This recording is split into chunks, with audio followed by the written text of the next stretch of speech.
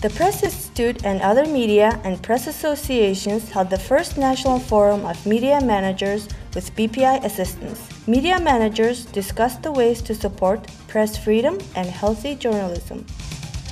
The Economic Journalism Club held the second annual award ceremony for the Best Economic News Article and Television Story of the Year. BPI consultant Olin McGill shared his calculations with Economics Journalism Club members on the cost of inefficient trade regulations to traders, businesses, and overall economy. The National Development and Innovation Committee and BPI hosted a corporate governance roundtable to agree on issues and priority actions to strengthen corporate governance in companies and state-owned enterprises.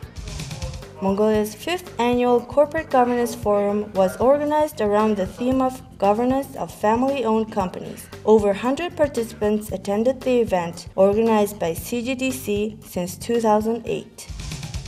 14 financial professionals from 5 commercial banks completed the Loan Officer Development Program at the Banking and Finance Academy and received their certification.